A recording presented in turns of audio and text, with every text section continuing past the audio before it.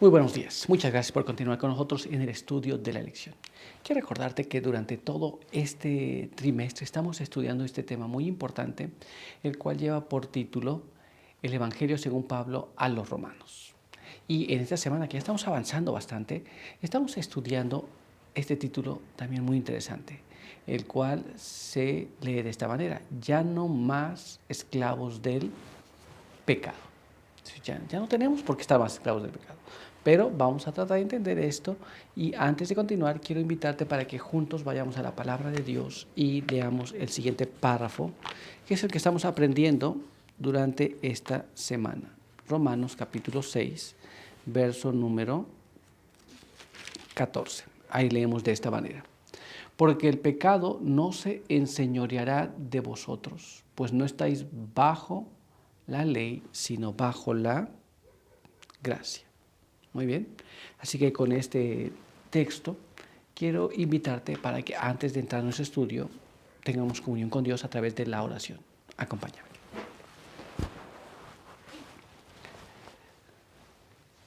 Padre eterno que está en los cielos, en esta mañana estamos delante de su presencia muy agradecidos porque nos permite encontrar a través de este medio para que juntos podamos compartir el estudio de su palabra, podamos aprender su voluntad y pueda ayudarnos a comprender las cosas que necesitamos saber.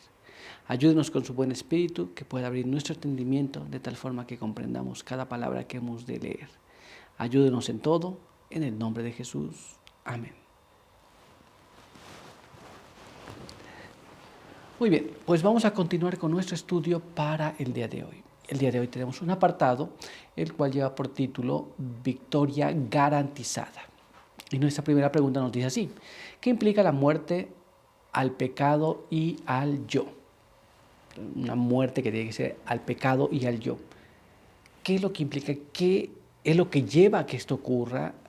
¿Y qué consecuencias tiene en nuestra vida? ¿Será que tiene alguna consecuencia, buena o mala?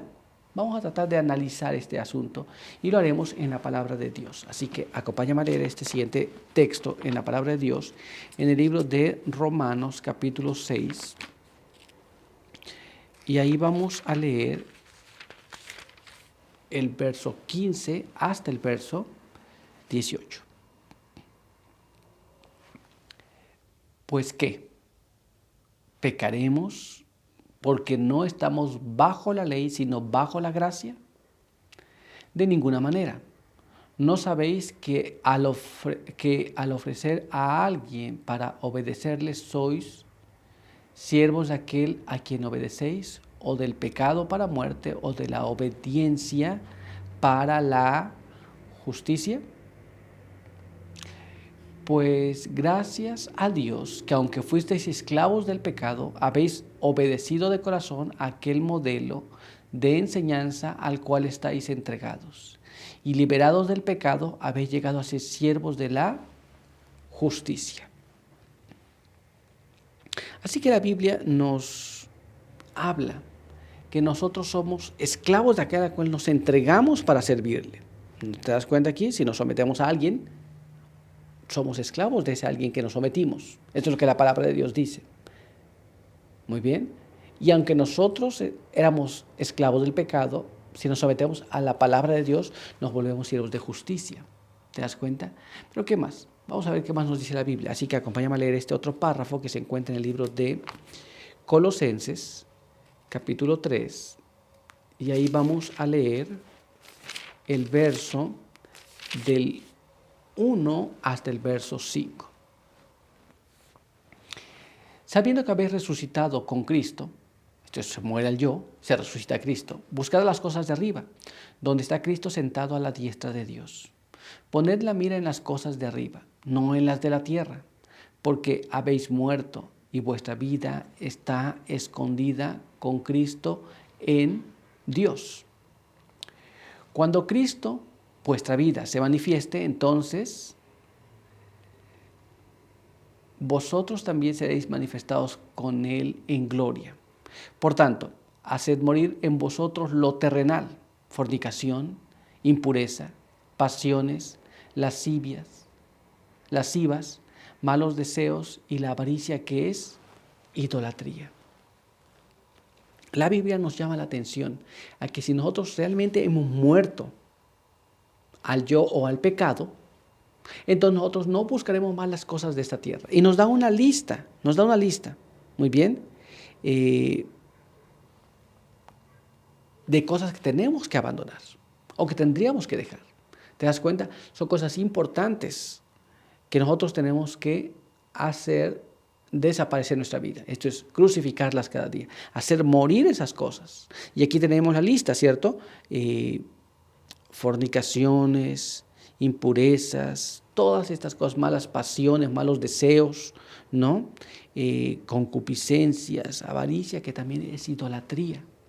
Y tenemos que entonces buscar las cosas del cielo donde Cristo se encuentra ahora. ¿Te das cuenta? Eso es lo que nosotros deberíamos estar haciendo. Pero todavía hay más, así que vamos a leer este siguiente párrafo que se encuentra en la palabra de Dios. Ahí mismo en Colosenses capítulo 3, pero vamos a leer los versos del 8 al verso 10. Veamos cómo nos dice. Pero ahora dejad también vosotros todas estas cosas: ira, enojo, malicia, maledicencia, palabras groseras. No mintáis unos a otros, habiéndoos despojado del viejo hombre con sus prácticas y habiéndoos revestido de la nueva naturaleza que se renueva hasta el conocimiento pleno, conforme a la imagen de su Creador. ¿Nos damos cuenta? Entonces, nosotros tenemos que despojarnos del viejo hombre. ¿Qué significa entonces morir al yo y al pecado? Abandonar estas prácticas, con todas las cosas que nos dice aquí. Muy bien. Nos despojamos del viejo hombre, con todas las cosas que él practicaba. ¿Te das cuenta? Eso implica la muerte al yo y la muerte al pecado. Eso implica que ya no vamos a seguir haciendo las mismas cosas. Implica que vamos a abandonar esa vida que llevábamos antes. No mintáis unos a otros, dice aquí. Muy bien, ¿estamos claros aquí? Pues entonces vamos a continuar y vamos a ver lo que nos dice nuestra siguiente pregunta. Leamos aquí. ¿Dónde deben centrarse nuestros afectos? Dado que nosotros ya morimos al pecado y al yo, debemos dejar entonces las cosas de lado. Pero entonces, ¿dónde vamos a quedar nuestros afectos, nuestras aspiraciones, nuestra más grande deseo? ¿Hacia dónde debe ir fijado? Muchas personas dicen, ¿sabe qué? Es que a mí me gustaba hacer esto y yo tenía tanta pasión por esto, pero ahora ya no tengo, ya no puedo hacer. Ahora, ¿hacia dónde va a dirigir eso mismo? Bueno, vamos a dejar que la Biblia nos explique, así que vamos a ir juntos para leer aquí en Colosenses,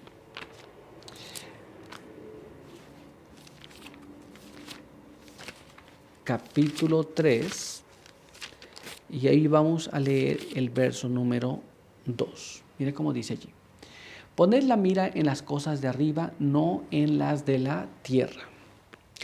La Biblia nos dice entonces que toda nuestra mirada, todos nuestros deseos deben estar puestos en las cosas de arriba.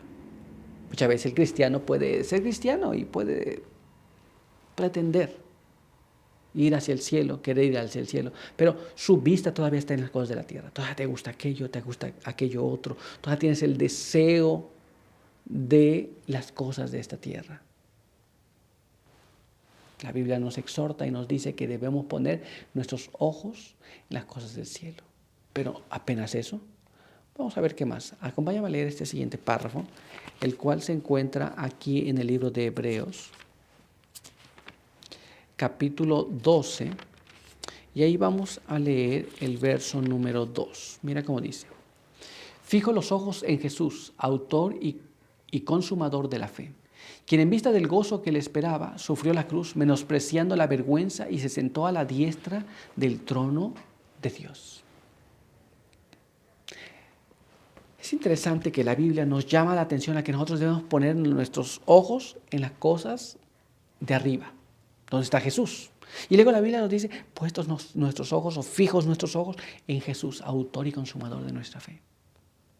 Quien viendo el gozo que venía delante de él, menospreció todas las cosas y menospreció la vergüenza. Nosotros no somos llamados apenas a eso, pero muchas veces nosotros menospreciamos la salvación por las cosas terrenales. Nos envolvemos en cosas aquí en la tierra que no tienen nada que ver con salvación. Y entonces eso nos va complicando toda esta situación. Pero nosotros debemos poner nuestros ojos en Jesús. Debemos anhelar la patria mejor, la tierra nueva. Debemos anhelar las bendiciones que Dios otorga en el cielo. Pero vamos a ver y vamos a dejar que el Espíritu de Profecía nos hable. Así que vamos a leer este siguiente párrafo que se encuentra allá en Primeros Escritos, página 66, y nos dice así: el cielo nos habrá costado bastante poco, aun cuando lo obtengamos por medio del sufrimiento. Debemos negarnos a nosotros mismos todo el camino, morir diariamente, dejar que solo se vea a Jesús, recordar de continuo su gloria. Muy bien. Entonces, cuando nosotros consideramos este asunto, ¿cuánto hay que poner para alcanzar el cielo? Cuando nosotros lo consideramos desde ese punto de vista, hemos de darnos cuenta que hemos de ver que no nos costó nada. Aunque tengamos que abandonar cosas, aunque tengamos que dejar cosas en el camino, realmente no nos cuesta nada. Al momento parece que has dejado mucho y que abandonaste oportunidades muy buenas, pero al final del camino es muy poco lo que realmente se abandonó en comparación con las cosas que Dios promete. Por ejemplo, apenas a manera de ejemplo, muchas personas desean una casa aquí, quieren una casa, y su máximo sueño es tener una casa. ¿Muy bien? Y a veces la casa no nos permite caminar con Jesús. Bueno, Dios te promete una mejor si tú dejas esa que está allí. Una que no se corrompe, que no se destruye. Una que es eterna, que fue preparada para ti. A veces nosotros decimos, necesito tener este empleo o esta otra situación en mi vida. Algo que nosotros deseamos. Jesús te promete algo más si tú le sigues a Él. Muchas veces no tenemos ese deseo, pero nosotros debemos de morir diariamente al yo. Debemos sujetar cada cosa a Jesús y permitir que Él cumpla su voluntad en nosotros. Muy bien, pero todavía hay más, así que vamos a ver lo que nos dice ahora este siguiente párrafo. Leamos aquí. Mira cómo está escrito. Los Hechos de los Apóstoles en la página 170 nos dice así: si los que hoy enseñan la palabra de Dios elevaran más y más la cruz de Cristo, su ministerio tendría mucho más éxito. Si los pecadores pudieran ser inducidos a dirigir una ferviente mirada a la cruz y pudieran obtener una visión plena del Salvador crucificado, comprenderían la profundidad de la compasión de Dios y la pecaminosidad del pecado. Esto es, cuando nosotros contemplamos a Jesús, mantenemos nuestros ojos fijos en el autor y consumador de nuestra fe, nosotros podemos saber que Dios ha mostrado una compasión por nosotros al morir. Y también vamos a comprender que el pecado que puso a Jesús en la cruz es nuestro pecado, nuestro mal. Entonces vamos a comprender realmente el sacrificio que Jesús ha hecho por nosotros. ¿Nos damos cuenta? Pero vamos a continuar. Si estamos claros aquí, entonces vamos a continuar y vamos a ver lo que nos dice nuestra siguiente pregunta. ¿Qué seguridad se nos ofrece de que podemos ciertamente vencer el pecado mediante la fuerza de Jesús? Hay una seguridad que se nos da. Nosotros podemos vencer el pecado, cualquier pecado, no en nuestras fuerzas, pero en la fuerza que Jesús nos da. ¿Qué seguridad tenemos de eso? ¿Será posible que tú puedas romper con esa atadura que Satanás te pone para seguir cometiendo la misma cosa? ¿Será que podemos vencer nuestro propio mal? Bueno, vamos a ver qué seguridad se nos da. Recuerda, es mediante el poder de Cristo, pero ¿qué seguridad tenemos que esto puede ser real en nuestras vidas? Vamos a dejar que la palabra de Dios nos hable sobre este asunto. Así que vamos a leer lo que está escrito aquí en el libro de Romanos, capítulo 6, verso 14.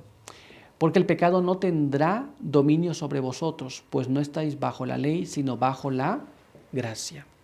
La Biblia dice que el pecado ya no tendrá dominio sobre nosotros. Estamos bajo la gracia. Dios nos da el poder de ser salvos, el poder vencer el pecado. Así que el pecado no tiene más poder sobre nosotros, excepto que no estemos bajo la gracia, sino bajo la ley. Ahora, vamos a entender estas cosas, pero vamos a leer qué más nos dice la palabra de Dios. Vamos a ver lo que nos dice este párrafo que se encuentra en el libro de Primera de Juan, capítulo 5. Y ahí vamos a leer el verso número 4. Primera de Juan, capítulo 5, verso 4.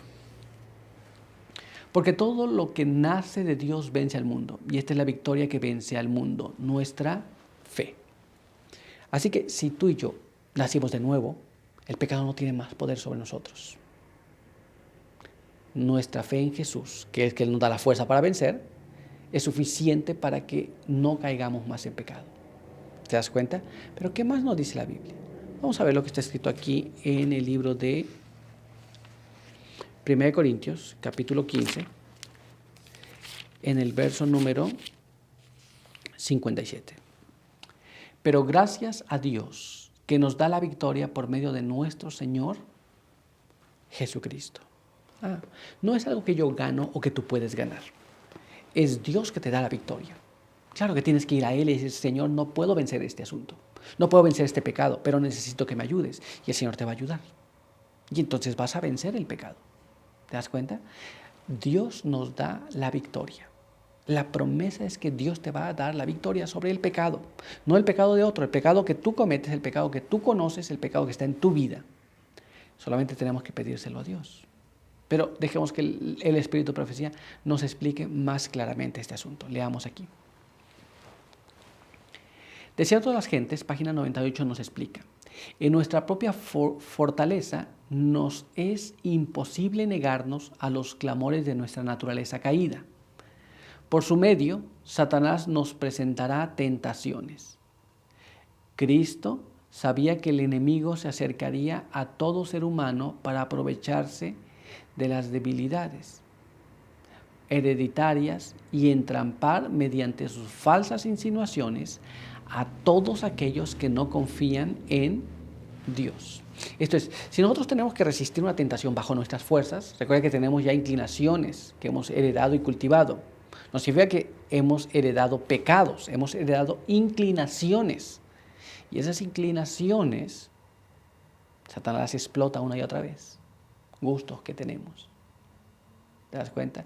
Y si esos gustos los fortalecemos, se hacen muy, muy fuertes en nosotros.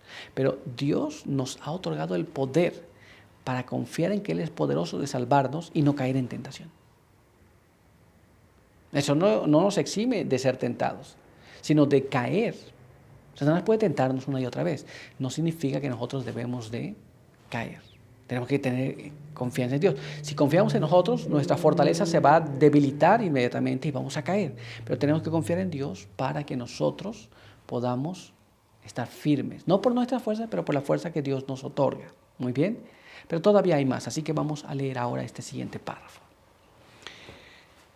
Y recorriendo el terreno que el hombre debe recorrer, nuestro Señor ha preparado el camino para que venzamos. No es su voluntad que seamos puestos en desventaja en el conflicto con Satanás. No quiere que nos intimiden ni desalienten los asaltos de la serpiente. Tener buen ánimo, dice, yo he vencido al mundo. Muy bien, esto es, Jesús ya recorrió la senda que tú tienes que recorrer. Y Dios nos da gracia abundante para que nosotros podamos vencer cualquier pecado. Pecado que podemos llamarle excusas, de diferentes maneras, por el cual actuamos de esta forma. Pero no hay necesidad de ser vencidos. Solamente que nosotros querramos caer allí. Entonces no tendremos la fuerza para hacerlo. Pero de lo contrario, nosotros podemos confiar que Dios nos va a rescatar y Dios nos salva del pecado. No tenemos que estar en desventaja. Satanás es un enemigo poderoso. Y si Satanás es poderoso y nosotros tenemos esa desventaja, entonces nosotros no podemos vencerle nunca. Así nos encontramos. Pero con Dios esa desventaja es eliminada. Y tenemos todo el cielo, tenemos toda la fuerza que se requiera, todos los recursos que usted necesite para vencer el pecado. ¿Se da cuenta?